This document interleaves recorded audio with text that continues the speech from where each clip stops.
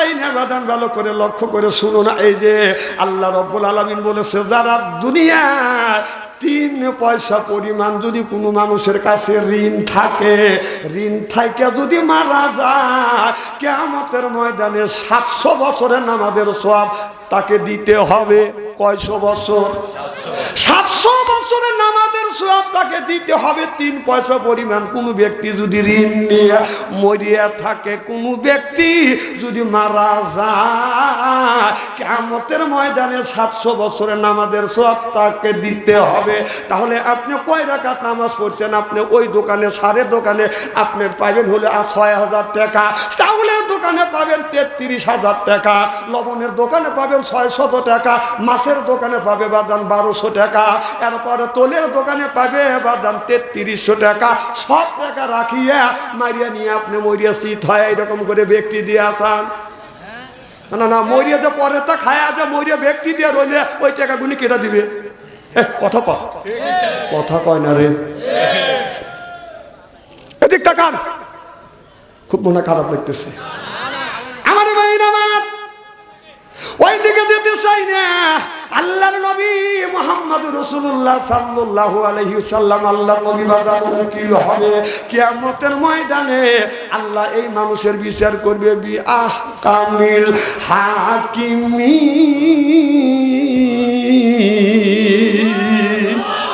আল্লাহ উত্তম বিচারক হইয়া এই মানুষের যখন ভালো মন্দ বাদান বিচার করতে থাকবে, আমরা যখন আল্লাহর আদালতে বাদান দাঁড়াবো, আল্লাহ নিজে হাকিম হইয়া বিচার করবে, আমার নবী উকিল হবে, আমার নবী আমাদের শাফায়াত করে জান্নাতে দিবে। কিতাবের মধ্যে আছে ফেরেশতারা হাতে পায়ে রশি লাগাইয়া যখন জাহান্নামে নিয়ে যাবে, আল্লাহ নবী বলবে ফেরেশতা দাঁড়াও, রহমতের ফেরেশতা দাঁড়াও, ফেরেশতারা দাঁড়াবে না। আল্লাহ বলে চূড়ান্ত বেয়াদব ফেরেশতা, আমার বন্ধুটাকে তোমরা কেন দাঁড়াও না? ফেরেশতা বাদান দাঁড়া যাবে। আল্লাহ নবী বলবে আমার এই উম্মতকে তোমরা কই নিয়ে যাও, আল্লাহর বান্দাকে কই নিয়ে যাও। দেখে দেখে বলে ইয়া রাসূলুল্লাহ, ইয়া হাবিবাল্লাহ, নেকি বডি ওজন দিছি। ও নবীজি, নেকি বডি ওজন হয়েছে গো নবীজি, আপনার নেকির পাল্লা কম হইছে, গুনার পাল্লা বাড়ি হইছে বিদায় এই জন্য হাতে পায়ে রশি লাগাইয়া জাহান্নামের দিকে নিয়ে যাচ্ছি। আল্লাহর নবী আখিরি জামানার পয়গাম্বার মুহাম্মদুর রাসূলুল্লাহ সাল্লাল্লাহু আলাইহি ওয়াসাল্লাম বলতেছে আমার ফেরেশতা আমার চোখের সামনে ওজন দাও। এবার চোখের সামনে বাদান ওজন দিতে লাগলেন। আপনার নবী লক্ষ্য করে দেখেন নেকির পাল্লা হালকা হয়ে গেছে, গুনার পাল্লা ভারী হয়ে গেছে। আমার নবী পকেট থেকে একটু আপনার কাগজ বের করিয়ে আপনার ওই পাল্লার উপরে রাখলো, নেকির পাল্লা ভারী হয়ে গেল। ফেরেশতারা হাতে পায়ে রশি ছাড়িয়ে দিয়া, হাতে পায়ে রশি ছাড়িয়ে দিয়া আল্লাহর ফেরেশতারা চলে গেল। আল্লাহর বান্দা আমার নবীর কদম মোবারক জড়া ধরে কান্দে, কি গো আপনি মুসিবতের দিনে জাহান্নামের হাত থেকে বাঁচাইয়া জান্নাতের ব্যবস্থা করে দিলে। আল্লাহ নবী কান্দে বলি ইয়া রাসূলুল্লাহ, আল্লাহর নবী কান্দে ও আমার উম্মতেরা তোমরা চেনো না, আমরা হলাম, আমি হলাম আখিরি জামানার নবী জনাবে মুহাম্মদুর রাসূলুল্লাহ সাল্লাল্লাহু আলাইহি ওয়াসাল্লাম। চিল্লাপান আল্লাহু আকবার। আল্লাহ আমার মুকুতাত, আল্লাহ আমার ব্যারিস্টার, আখিরাতের আদালতে নবী আমায় করবেন পার।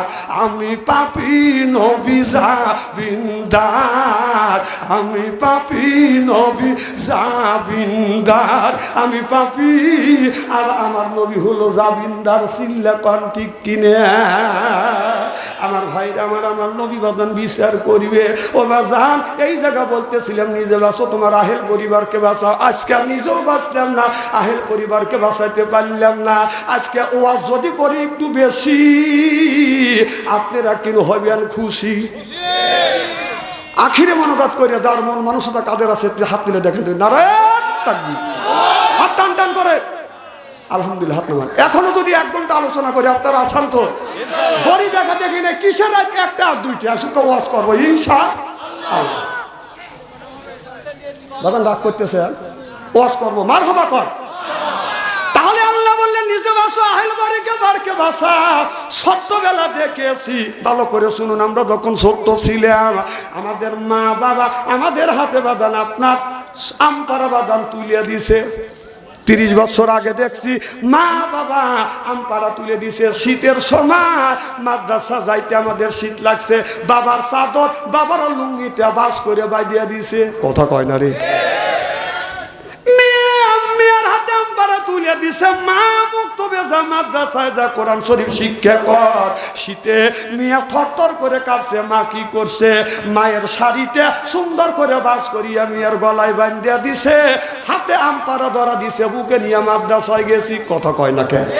আর এখন ছেলে সন্তান জন্ম নিয়ে সুমর পায় না, 1 বছর বয়স হলে সেই বাচ্চার হাতে বাজান স্ক্রিন টাচ মোবাইল তুলে দেয়। তাহলে আগেকার মা বোনেরা আমাদের হাতে তুলে দিছে, আমপারা তুলে দিছে যে তোমরা কোরআন শরীফ শিক্ষা নিয়ে আসো। আর এখন 1 বছর হইতে পারে না, হয় সময় পায় না, মা বাবা ছেলের হাতে স্ক্রিন টাচ মোবাইল তুলে দেয়। না না, কথা কেন অবস্থা বলতেছি? তাহলে এই কথা তুমি যদি তুলে দাও, এই কথা যদি আমি কই, তাহলে তোমার লাগে কে? হক কথা বলিলে বন্ধু তোমার কেন পড়ে, তোমার কোন জায়গাতে জ্বলে বন্ধু, কোন জায়গাতে জ্বলে? কথা কয় না, কথা কয় না।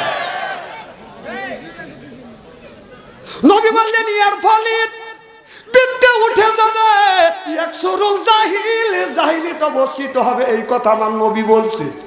সুবহানাল্লাহ, একটু জোর কম। আজ একসুরুল জাহিলি, জাহিলি তো বর্ষিত হবে। সেই অবস্থা বাংলার জমিনে বাজানো হয়ে যাচ্ছে। ও বাজা আপনার 8 বছর বয়স তার হাতে টাচ মোবাইল, 9 বছর বয়স তার মেয়ের হাতে টাচ মোবাইল। এই ছেলেরা রাত 12টার পরে যা দেখবেন আপনাদের কি গ্রাম, দুলাবড়ি গ্রামের যদি 50টা যুবক যুবতী থাকে আর তাদের হাতে যদি স্ক্রিন টাচ মোবাইল থাকে, রাত 12টার পরে আপনি মেসেঞ্জারের মধ্যে ঢুকবেন, ফেসবুকের মধ্যে ঢুকে দেখেন, যদি 50টা যুবক যুবতী থাকে তার 40টাই রাত 12টার পরে লাইনে রয়েছে। না না, ওরা কি করতেছে? তাহাজ্জুদ নামাজ পড়তেছে। হ্যাঁ বাহ, তুমি বাবা ওই ছেলের হাতে, ছোট ছেলে ছোট মেয়ের সাথে টাচ মোবাইল তুলে দিয়ে মসজিদে তা বেবাইতেছে। বাবা তোর বেমানের 5 পয়সার লাভ নাই। তুই তোর ছেলে মোবাইলের মধ্যে যা অন্যায় করবে, এই পাপকে 3 ভাগে ভাগ করা হবে। 1 ভাগ পাবে মা, 1 ভাগ পাবে বাবা, আর 1 ভাগ ওই ছেলে পাবে। যদি বলেন বাবা মারা গেছে, মা মারা গেছে, ফ্যাক্সিলেট হয় ওইগুলি বাবা আর মার কবরের মধ্যে যাবে, বিশ্ব যদি না হয় মরিয়ে দেখে।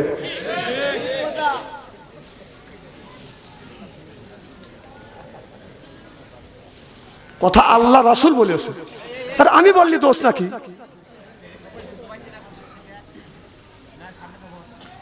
আমার ভাইয়ের আমার, আল্লাহর নবী নিজে উকিল হবে, এইরকম করে বলবে আমার উম্মত ফজর পড়ো নাই, জোহর পড়ো নাই, আসর পড়ো নাই, মাগরিব পড়ো নাই, 5 ওয়াক্ত নামাজ নাই, আমি তোরে কেমনে সাফায়াত করব? তোর বয়স হলো 55 বছর, এখনো পর্যন্ত তুমি মসজিদে যাও না।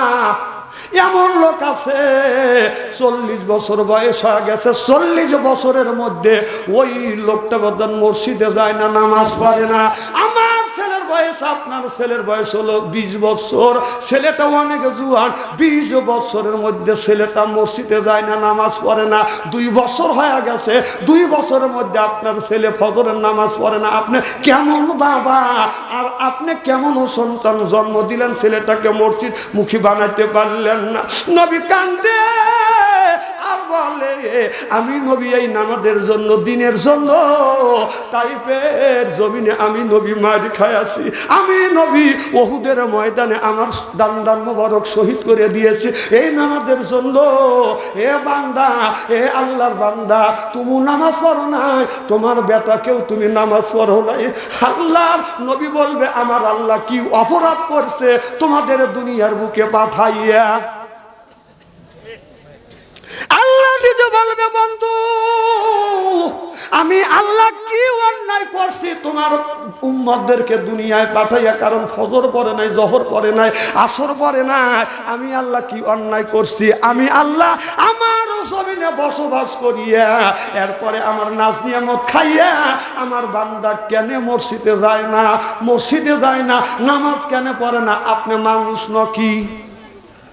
মধ্যম যখন আজান দেয়, হাইয়া আলা সালা হাইয়া আলাল ফালা, কল্যাণের দিকে আসো, নামাজের দিকে আসো। বাজান অনেক মানুষ নামাজে যায়, আপনার ছেলেও নামাজে যায় না, আপনিও নামাজে যান না। আজান হয়, চাষতলে বসে আপনি চা খান, বিড়ি টানেন, সাপনুর আর সাবিব খানের ছবি দেখেন। আপনি মানুষ নাকি? আপনি মানুষ বলে কে? হ্যাঁ, আপনি মানুষ না, আপনি জানোয়ার। কারণ জানোয়ারের জন্য নামাজ, জানোয়ারও নামাজ পড়ে না, আর আপনি মানুষ হয়ে নামাজ পড়ো না। তাহলে জানোয়ার আর মানুষের মধ্যে বেশ কম কি জায়গা করলেন? কোন জায়গা করলেন? কোন এই বিবেকটা, এই জ্ঞানটা, এই কথাটা আপনাদের ভিতরে ছেড়ে দিলাম। জানোয়ারও নামাজ পড়ে না, আমরা মানুষ হয়ে নামাজ পড়ি না, তাহলে জানোয়ার আর মানুষের মধ্যে কোনো তফাৎ না। না, কথাটা কি খারাপ বলতেছি? আহা, আপনি কেন নামাজে যান না? কেন আপনি রোজা রাখেন না? যাক যাক, ছাত্র মানুষ, ওদের ফজরে নামাজ পড়া আছে, ওদের পড়া আছে, মাদ্রাসার হাফেজ। আল্লাহ যেন ওরা অনেক টাইম 12টার উপরে পর্যন্ত আছে, আল্লাহ যেন ওদেরকে খালিদ বিন ওলীদের মতো বানিয়ে দেয়। আমার ভাইয়ের, আমার ছাত্ররা যাইতেছে যাক, আর যারা দাঁড়া আছেন এই ফাঁকে, এই ফাঁকা জায়গা পুরো করেন, জিকির করুন লা ইলাহা ইল্লাল্লাহ, লা ইলাহা ইল্লাল্লাহ, লা ইলাহা ইল্লাল্লাহ, লা ইলাহা ইল্লাল্লাহ। আমার ভাইরা, আমার নবী কাঁদবে আর বলবে, আমার উম্মত রে, আমি নবী তায়েফের ময়দানে যখন গেছি, আমার গায়ে পাথর মারছে, আমি নবী কষ্ট পাইছি। মা আয়েশা রাদিয়াল্লাহু তাআলা আনহা আমার নবীর গায়ে জয়তুনের তেল মালিশ করতেছে। মাইশা দেখে আমার নবীর শরীরে কালো কালো দাগ দেখা যায়। মা আয়েশা বলে, নবী গো, আপনার শরীরে কালো কালো দাগ দেখা যায় গো নবীজি, আপনার শরীরে কি বসন্তর গোটা উঠছে? আমার নবী ধা ধা করে চোখের পানি ফেলে দিয়ে কান্দে। আয়েশা, এ আয়েশা, বসন্তর গোটা না রে আয়েশা, বসন্তর গোটা। মাইশা আমার নবীর চোখের পানি দেখে বলতেছে, নবী গো, আপনি কি আমার আচরণে, আমার কথায় কি আপনি কষ্ট পাচ্ছেন? নবী বলে, না রে আয়েশা, এই জন্য আমি কান্দি না। আমি নবী এই নামাজের জন্য যখন আমি তায়েফের জমিনে গিয়েছি, তায়েফের ছেলেরা, আমি নবী আমার গায়ে পাথর মারছে রে আয়েশা, এখন পর্যন্ত এই দাগটা মুছে নাই। কিয়ামতের ময়দানে আল্লাহর নবী সিজদা দিয়ে কাঁদবে, বলে, আল্লাহ, এই নামাজের জন্য, আমার উম্মতের কল্যাণের জন্য আল্লাহ তায়েফের জমিনে গিয়েছি, তায়েফের জমিনে আল্লাহ আমি মার খেয়েছি, রক্ত ঝরাইছি। আল্লাহ, আমার এই তায়েফের রক্ত কই? তায়েফের রক্তের বিনিময় আল্লাহ তুমি আমার উম্মতকে মাফ করে দে। আমার নবী আয়েশার কাছে বলে, আয়েশা রে, আমার মা নাই, আমার বাবা নাই, আমাকে কেউ আদর করবে? তখন আমার বিবি খাদিজাতুল কুবরা মারা গেছে। আমি যখন তায়েফের জমিন থেকে মারি খাওয়া যখন বাসায় আসছি, আমার নবীর 4টা মেয়ের মধ্যে 3টা মেয়ে বলেছে, বাবা, আপনি কেন তায়েফের জমিনে গেলেন? কলমার দাওয়াত দেওয়ার জন্য। তায়েফে যদি না যাইতেন, আপনার গায়ে পাথর মারতো না, এত কষ্ট করা লাগতো না। 3টা মেয়ে বলছে, ফাতেমা কিচ্ছু বলে না। আমার ফাতেমা চোখের পানি ফেলে দিয়ে কান্দে, আর নবীকে হাত ধরিয়া ঘরের মধ্যে শোয়া দিয়ে, মা ফাতেমা পানি বাদান গরম করলেন, জয়তুনের তেল গরম করিয়া মা ফাতেমা গরম পানি একটা দিয়ে বাদান ভিজে আমার নবীর ক্ষত জায়গা রক্ত গুনি বাদান রক্ত মোবারক পরিষ্কার করে দিচ্ছে, আর জয়তুনের তেল গুনি নবীর শরীরে মালিশ করতেছে। আর মা ফাতেমা আল্লাহর কাছে বলে, আল্লাহ, তোমার মাও নাই, তোমার বাবাও নাই, আল্লাহ রে, তোমার বাবা নাই, এই জন্য তুমি বাবার ব্যথা বোঝো না। আল্লাহ, আজকে যদি তোমার বাবা মা থাকতো তুমি বাবা মার ব্যথা বুঝতে। আল্লাহ, আমার বাবার ব্যথা আমি বুঝি, তোমার বাবা নাই তুমি বোঝো না। আমার নবী বলে ফাতেমারে কার সাথে তুমি ঝগড়া করো না? ফাতেমা বলে আব্বা, আমি আল্লাহকে বলতেছে, আল্লাহ তোমার মাও নাই, তোমার বাবা নাই, তুমি বাবার ব্যথা বোঝো না। আমার বাবাকে তাই বেরো মানুষের আমার বাবারে কেমন করে মারছে। আল্লাহ, তোমার মা নাই, তোমার বাবা নাই, তুমি তো বাবার ব্যথা বলবো না। আমার নবী বলে মা ফাতেমা, এই কথা তুই বলিস না, আল্লাহ বেজার হয়ে যাবে। এবার মা ফাতেমা বলে আব্বা, আমাকে একটু আল্লাহর সাথে কথা বলতে দাও। ও আল্লাহ, আমার মা নাই, আমার বাবা নাই, আমার বাবাকে, আমার তোমার বাবা নাই, মা নাই, এই জন্য বাবার ব্যথা বোঝো না। আমার বাবাকে মারছে, আমার কলিজায় কত আঘাত লাগছে। আল্লাহ বলে বন্ধুরে, তোমার মিয়া ফাতেমা কথা বলতেছে, বলতে দাও। আমি তোমার মিয়ার ফাতেমার কথায় আমি বেজার হই নাই। চিল্লা কর আল্লাহু আকবার। নবীও কান্দে, ফাতেমাও কান্দে। আল্লাহ নবী বলে মা, আল্লাহ বেজার হয়ে যাবে। আল্লাহ বলেন বন্ধু, তোমার মিয়া ফাতেমার কথায় আমি আল্লাহ বেজার হইনি। সুবহানাল্লাহ, একটু জোরে কর। ও দুঃখ লাগছে, ও তো বলবে। আমার নবী মা ফাতেমা, আমার নবীর গায়ে বাদান জয়তুনের তেল মালিশ করতে করতে আমার নবী বাদান ঘুমিয়ে পড়ছে। এই স্বপ্নের মধ্যে মা আমিনা রাদিয়াল্লাহু তাআলা আনহা এসে বলে, বেটা মুহাম্মদ, সত্যবেলা তোমাকে রেখে গেছি। ও বেটা, তাইফের জমিনে তুমি গিয়েছো, তোমাকে কে এরকম করে ক্ষত বিক্ষত করলো, শরীরে পাথর মেরেছে। আমার নবী কাঁদতে বলে মা রে, স্বপ্নের মধ্যে বলতেছে মা তুমি নাই, আমি তাইফের জমিনে যখন কলেমার দাওয়াত দিতে গেছি, ও মা আমার গায়ে পাথর মারছে, একটুকু দয়া করে নাই। ও বেতন জার্মানা, সেই মায়ের ব্যথা বোঝে, বাবা তার দুনিয়ায় নাই, সেই বেতন বাবার ব্যথা বোঝে। মা আমিনা বলতেছে বেটা মোহাম্মদ আয় বেটা, আমি মা তোমাকে দেখে যাচ্ছি, এখন চলে যাব। অমনি আমার নবী মা এইরকম করে মা আমিনার হাত পারে ধরছে। অমনি মা ফাতেমা বাবার কপালে যখন চুমা দিছে, নবীর ঘুম ভেঙে গেছে। নবী উঠে দেখে মা আমিনার হাত ধরে নাই, ফাতেমার হাত ধরছে। মা ফাতেমা বলো বাবা, আপনি মনে হয় স্বপ্ন দেখতেছেন। বাবা, আপনি আমার হাত ধরছেন। বলে মা ফাতেমা, আমি জানি আমি মা আমিনার হাত ধরছি, আমার মা ছিল স্বপ্নে, আমার মাকে যাইতে দেব না, হাত ধরছি। ঘুম থেকে জেগে দেখি তুমি আমি তোমার আমি হাত করে ধরেছি। মা ফাতেমা, আজকের থেকে তুমি বিটি নে, তুমি হলে আমার মা। জোরকম সুবহানাল্লাহ। আমার ভাইরা, আমার যার মা নাই, যার বাবা নাই, সেই মায়ের ব্যথা বোধে। যার বাবা মারা গেছে সেই বাদান বাবার ব্যথা বোধে। ও বাদান, আপনি যদি আপনার বাবা, আপনি যদি বাদান আপনার নাটোর শহরে যদি যা থাকেন, আসতে যদি দেরি হয়, বাড়িতে আসে দেখবেন বাড়ির সব মানুষ ঘুমাইছে, দুইজন ব্যক্তি ঘুমায় নাই। একজন হলো মা আর একজন হলো বাবা। ওই বাবা আপনার আগা গেছে, বন্ধুদের কাছে গেছে, আমার বেটা আব্দুল খালেক কই কয়ে দেখি নেয়। মা ঘুমায় না, বাবা ঘুমায় না। রাত যখন 12টা বাজছে, যখন আসছে, এসে দেখে মা দুঃখিনী বসে আছে খাবার নিয়ে, বাবা বসে আছে খাবার নিয়ে। বাড়ির সব মানুষ ঘুমায়, দুইজন ব্যক্তি ঘুমায় না, সেই ব্যক্তিটা হলো মা, আর একজন ব্যক্তি হলো বাবা। আমার বাবা এই জমিনে বেঁচে ছিল 97 বছর বয়স পর্যন্ত, আমার মা 112 বছর পর্যন্ত বেঁচে ছিল। আমি আমার মার কথা বলতেছি। ও বাজান, আমি দেখছি রাত 2টা 3টা যখন বাসায় আসছি, বিবির ঘরে দরজা হাত দিছি, দরজা শক্ত। ছেলের ঘরে দরজা হাত দিছি, দরজা শক্ত। মার ঘরে দরজা হাত দিছি, দরজা খুলে যা দেখি মা দুঃখিনী ঘুমায় নাই, মা এখনো জেগে। কি গো মা, তুমি কেন ঘুমাও না? মা রে, বাড়ির সব মানুষ ঘুমাইছে, তুমি কেন ঘুমাও? মা বলে বেটা, বাড়ির সব মানুষ ঘুমাইতে পারে, আমি মা ঘুমাই। বাবা এখন মা নাই, আর কেউ আমার জন্য রাত্রে অপেক্ষা করে না। যার মা নাই, বাবা নাই, তার কলিজা আঘাত লাগবে, চোখে যদি পানি আছে ওই মানুষটার বাদান চোখে পানি আসবে।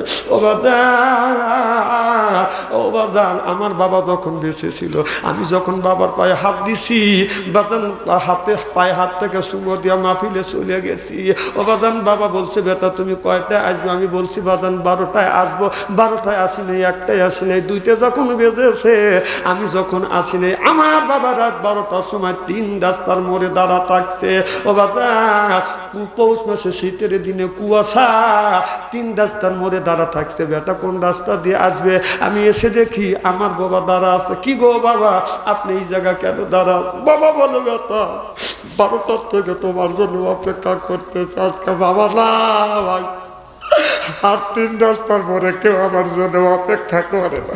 ও বাজান, অনেকের বাবা নাই, মা নাই, ওই মা বাবা অন্ধকার কবরের মধ্যে ঘুমিয়ে আছে। বাজান রে, যাদের মা বেঁচে আছে মাকে কষ্ট দিও না, বাবারে কষ্ট দিও না। মা বাবা যদি মারা যা থাকে, ওই মা বাবার জন্য একটু দান খয়রাত করবেন। দানের দৌলতে আল্লাহ মা বাবার কবরে গোড়া জাত মাফ করে দেবে। প্রত্যেক সপ্তাহ দৈনিক যদি না পারেন জুমার দিন ফজর নামাজ পড়িয়া কবরস্থানে যাইয়া বাবা মার কবরের পাশে দাঁড়িয়ে বলবেন, আল্লাহ আমার মা নাই, আমার বাবা নাই, আল্লাহ আমার মা আমার বাবার কবরের গোড়া দাঁত মাফ করে দাও। রব্বির হামহুমা কামা রব্বায়ানি সগীরা, রব্বির হামহুমা কামা রব্বায়ানি সগীরা। আল্লাহ কাছে এই দোয়া যখন পড়িবেন, চোখ থেকে পানি বের হইয়া নাকের ডোকায় আসার আগে আগে বাবা মারও কবরের গোড়া দাঁত মাফ করে দেয় আমার আল্লাহ। সুবহানাল্লাহ। আমি জানি না কার মা নাই, বাবা দুনিয়ায় নাই, লক্ষ লক্ষ টাকার সম্পদ রাখিয়া ওই বাবা কবরের মধ্যে ঘুমিয়ে আছে। ওই মার জন্য একজন ব্যক্তি বলেন হুজুর 10,000 টাকা দেবে, একজন বলে 5,000 টাকা, একজন বলে 2,000 টাকা, 1,000 করে 10 জন ব্যক্তির কাছে বাজার 10,000 টাকা চাই। একজন ব্যক্তি বলে হুজুর মা বাবা কবরে 1,000 টাকা দিবেন, কে একটু হাত তোলেন, আমি মুসাফির মানুষ, দোয়া করি আল্লাহ মা এই দোয়াটা কবুল করবে, মা বাবার কবরের গোড়া জাত মাফ করবে। নগদ যদি না পারেন বাকি লেখা দেন, 1,000 টাকা কে দিবেন একটু হাত তোলেন।